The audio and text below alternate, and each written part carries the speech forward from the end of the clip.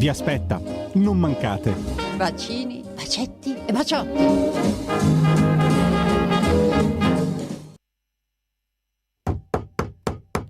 Sì, avanti. Oh, chi si vede? Jep Kainarchella, uno dei miei killer più efferati. Cosa c'è, Jep? Don Aspreno, buongiorno. Ho bisogno di un suo consiglio. Mi è arrivata una strana richiesta. Dimmi tutto. Mi è stato chiesto di abbonarmi a una certa radio RPL. Cosa debbo fare? Vedi, caro il mio Jep, ci sono delle cose davanti alle quali non c'è bisogno di pensarci due volte. È solo questione di sì o di no. E io ti dico di sì, perché andare su www.radiorpl.it, cliccare su Sostienici e poi abbonati è cosa buona e giusta.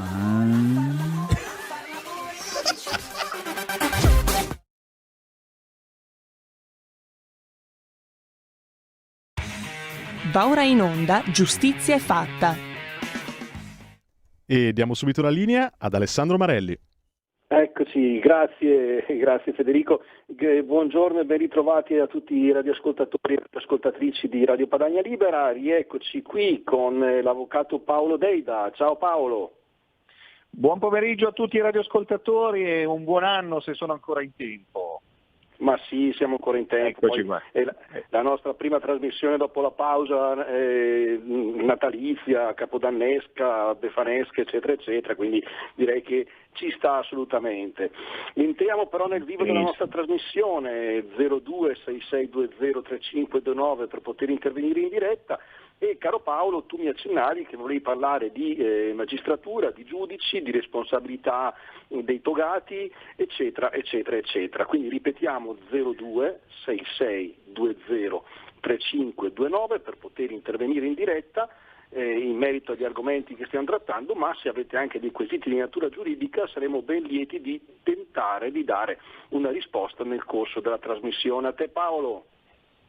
Bene, buonasera a tutti di nuovo, spero che ormai siate tutti carichi di energia per affrontare questo 2022, un anno nuovo che inizia con le note ormai difficoltà per tutti, ma cerchiamo di essere positivi ed attivi soprattutto. Il tema che vorrei affrontare questo pomeriggio è un tema che è da sempre caldissimo, un tema molto importante, un tema di cui molti partiti politici discutono attivamente, si sono fatti propositori di referendum ed è un tema, ahimè, sentito anche e soprattutto dai cittadini, ovvero la responsabilità dei giudici. Tutti voi sapete che il giudice è un organo, è un soggetto che deve naturalmente dipendere esclusivamente dalla legge, che deve interpretarla, che deve applicarla nell'espletamento del suo mandato professionale, ovvero quello dell'esercizio della giustizia. Quindi giudici civili, giudici penali, di ogni ordine e grado, sono anzitutto chiamati al rispetto di quei principi della Costituzione che riguardano la loro indipendenza, che riguardano la loro autonomia, ripeto, nell'applicazione di quelle che sono le leggi dello Stato, ma non soltanto quelle dello Stato italiano, anche le leggi comunitarie, perché molto spesso ci si dimentica dell'esistenza di queste ultime. Orbene, sono numerosi però le notizie di cronaca che riguardano i cosiddetti errori di giustizia, il diniego della giustizia, l'errore, la colpa grave del giudice nell'applicare la legge.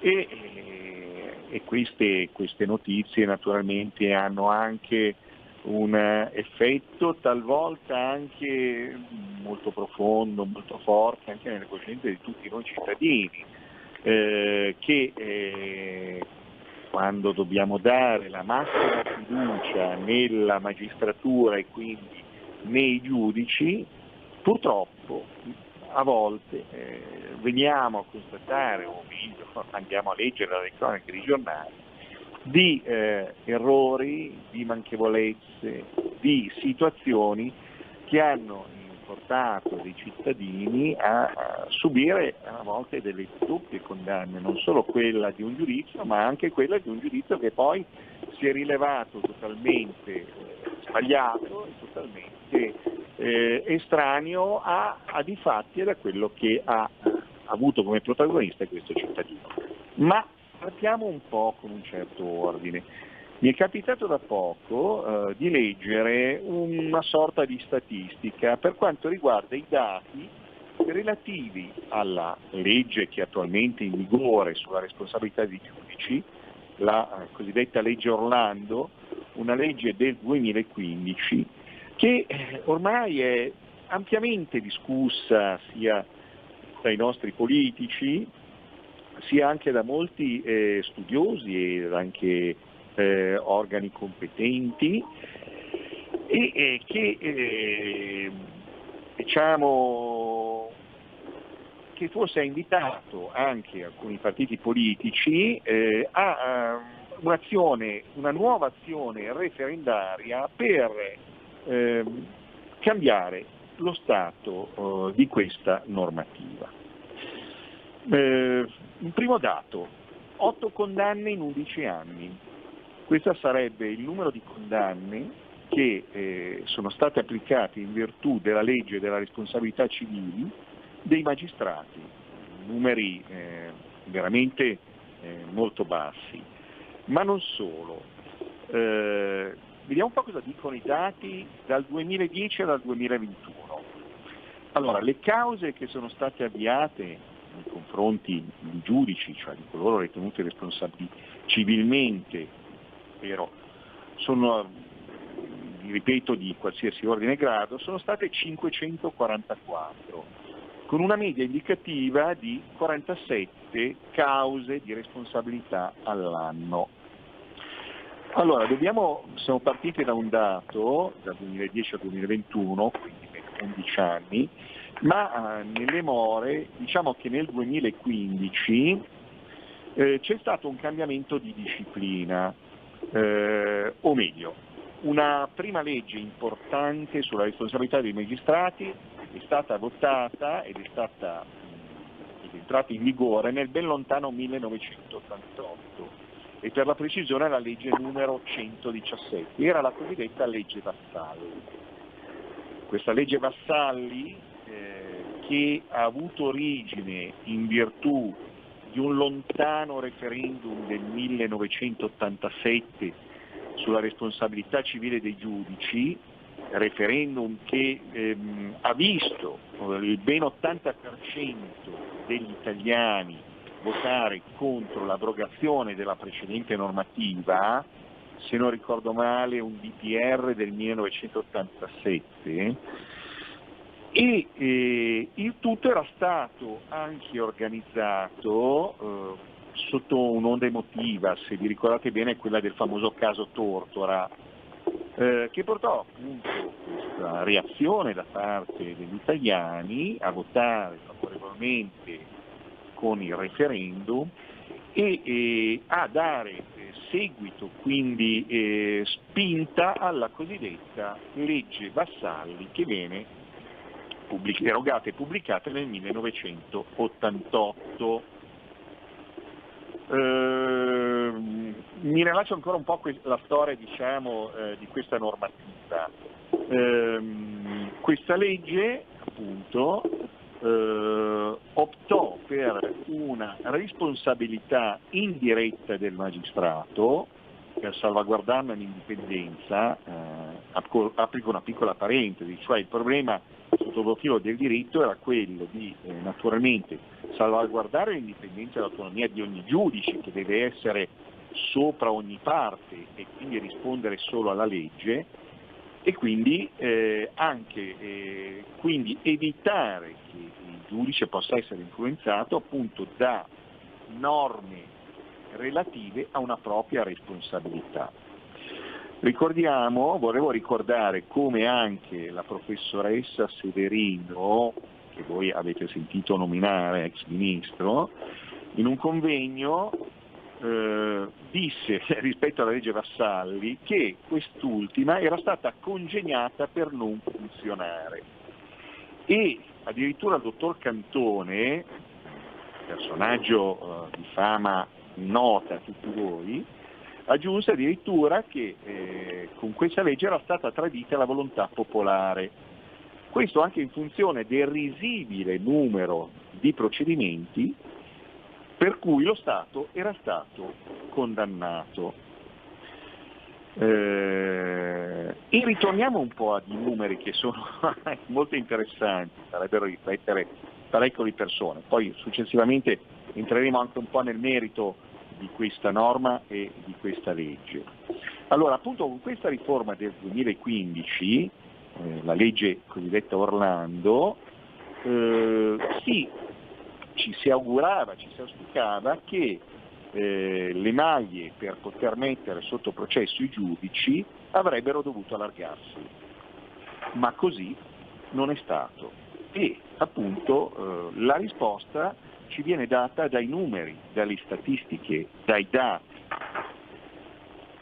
Ricordiamo che appunto in questi anni, tranne in qualche città come Roma, dove rispetto alle 28 cause tra il 2010 e il 2015 ce ne sono state soltanto 66 dal 2016 al 2021.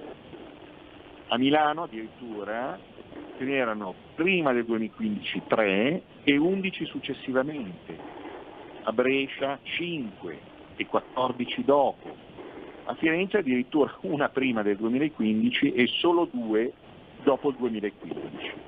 E così potremmo leggere nelle varie distretti d'Italia, ma parleremo veramente di numeri che sono sotto la decina. Dal 2010 al 2021 si sono contate 129 pronunce, quindi prima parlavamo di cause avviate, invece adesso parliamo di pronunce, quindi di sentenze dei tribunali, e sono state soltanto 129, ma di cui solo 8 condanne, di cui 3 in tribunali e 5 in Cassazione contro lo Stato.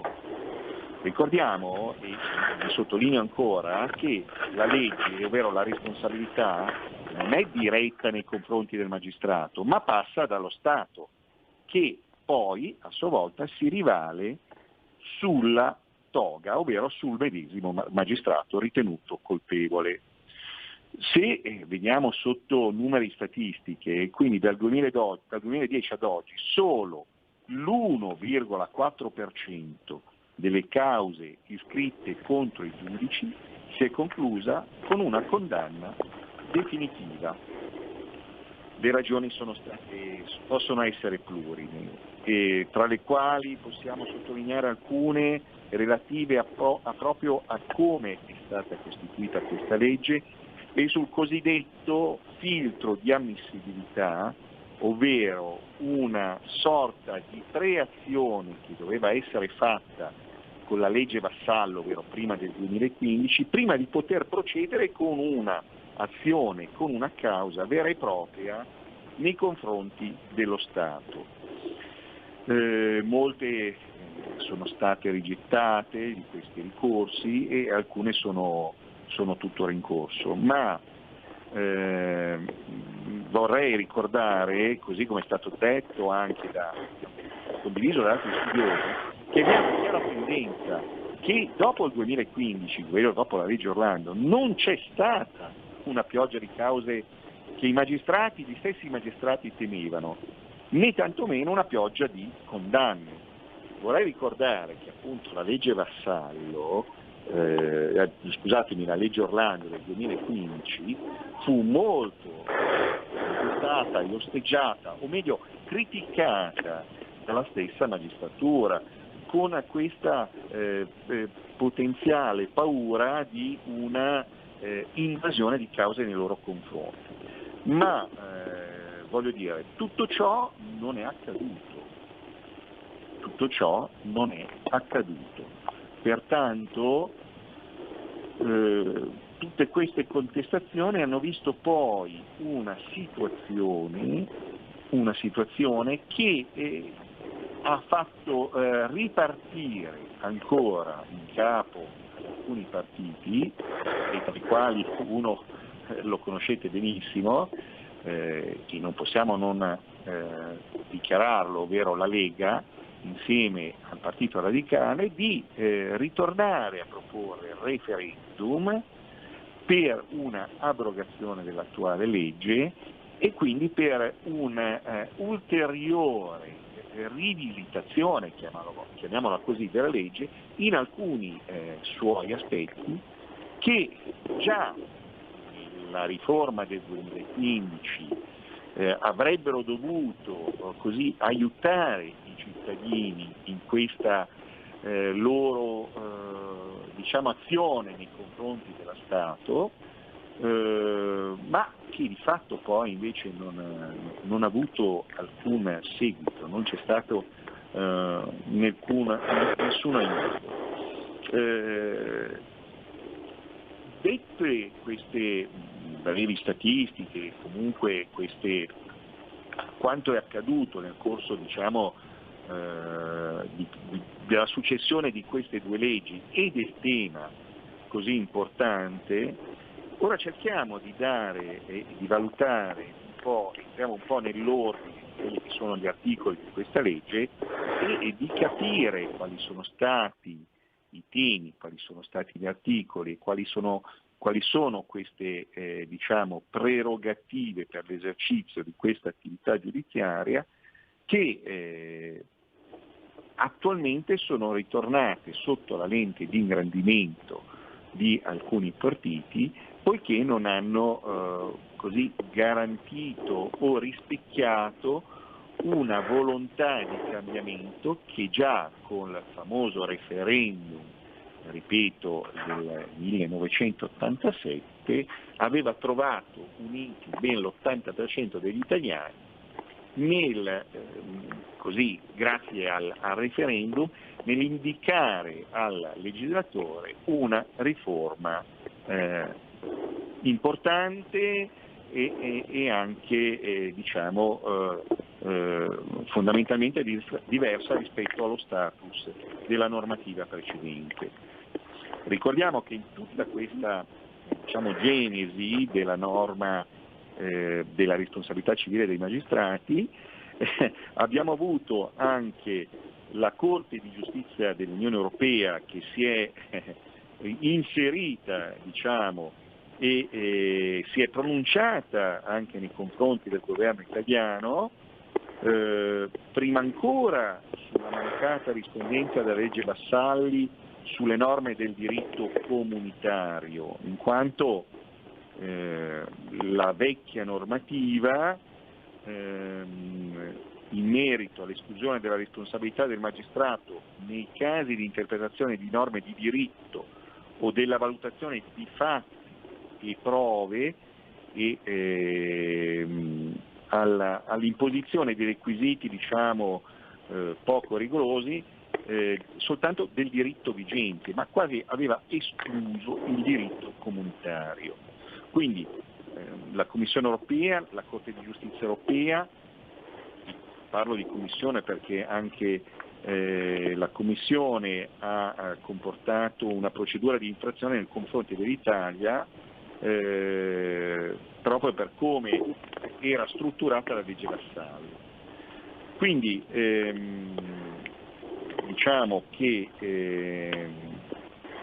la legge Orlando, nell'ottica che è quella attuale, che è quella attualmente applicabile, nella prospettiva di adeguare l'ordinamento italiano a quelle indicazioni che erano state fornite quindi dalla Corte di Giustizia europea, mantenendo però inalterato il principio della responsabilità indiretta dei magistrati. Ricordiamo che l'azione viene fatta nei confronti dello Stato italiano, Stato che poi a sua volta può avere una rivalsa, in quanto la legge Vassalli, che è stata approvata nel 1987, aveva già previsto una norma di questo tipo, però una volta approvata la responsabilità del magistrato, nei confronti del magistrato stesso.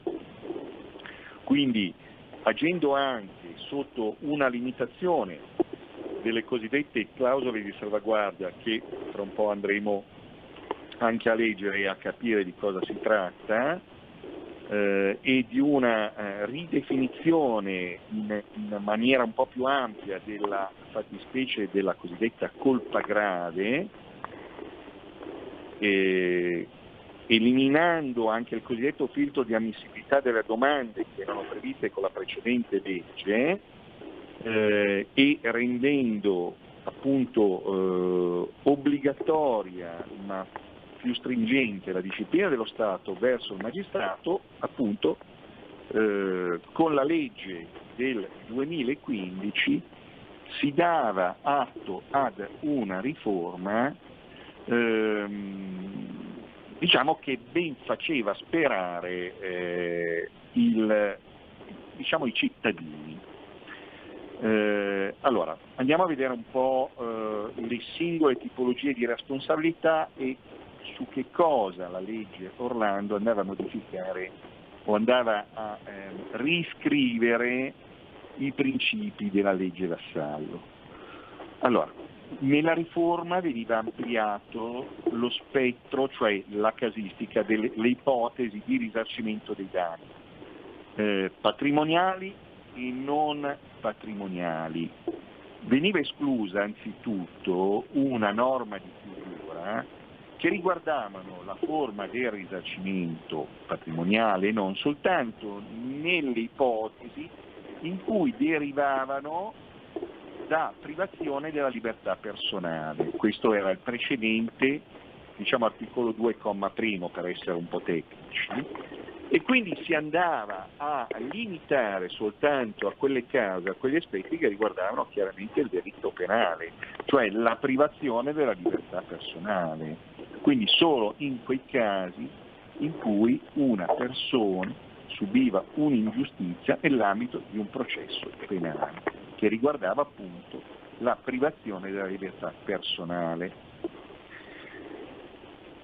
Un altro aspetto della legge di riforma era il principio della responsabilità indiretta, che vi ho poc'anzi detto, ma ve lo vado a risottolineare, cioè secondo il quale il cittadino che subisce un danno ingiusto a causa del magistrato deve agire attraverso un'apposita azione, solo esclusivamente nei confronti dello Stato, che solo in un secondo momento si potrà rifare nei confronti del giudice responsabile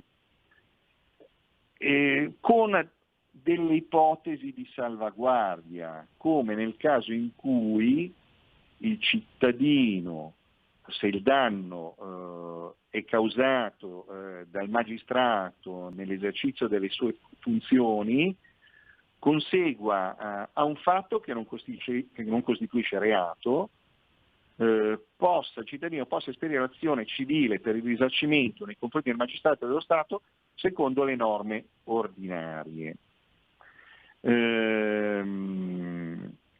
Sul requisito invece, diciamo, dell'ingiustizia, il danno deve essere rappresentato come un comportamento o da atto o provvedimento giudiziario posto in essere dal magistrato con il cosiddetto dolo o colpa grave, naturalmente nell'esercizio delle sue funzioni, oppure conseguente al cosiddetto diniego di giustizia. Allora, già la legge Vassalli includeva la colpa grave e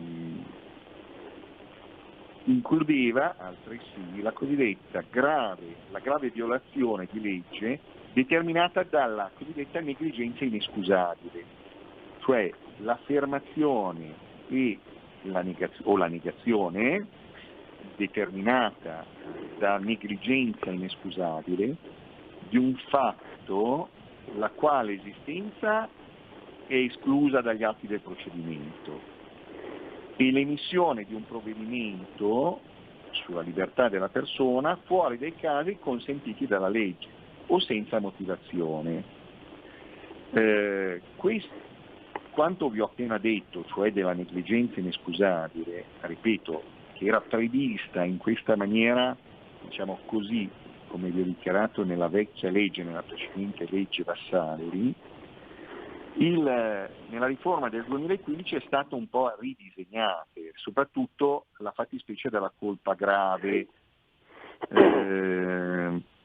Infatti, prendendo spunto da quelle che sono state delle indicazioni emerse dalla scarsa giurisprudenza, perché abbiamo visto poi che le cause poste in essere sono state veramente poche, secondo cui la colpa grave si concretizzava in una cosiddetta violazione grossolana, macroscopica della norma giuridica, e in una lettura della norma contrastante con ogni criterio logico, che naturalmente ha come conseguenza l'adozione di scelte aberranti nella ricostruzione della volontà del legislatore, quindi prevedendo delle scelte da parte del giudice, delle dichiarazioni completamente difformi, fuori da ogni luogo rispetto alla norma e rispetto a quella che era la volontà del legislatore, una manipolazione assolutamente arbitraria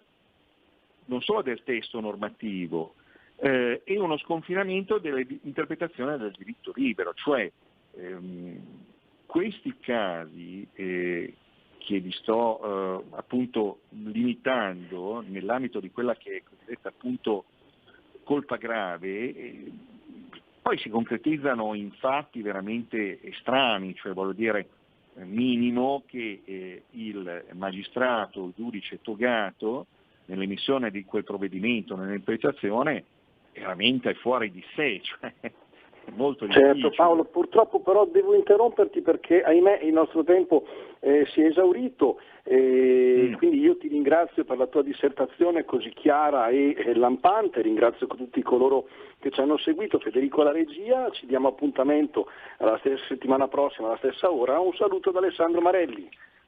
Benissimo, un saluto a tutti voi, grazie, buonasera.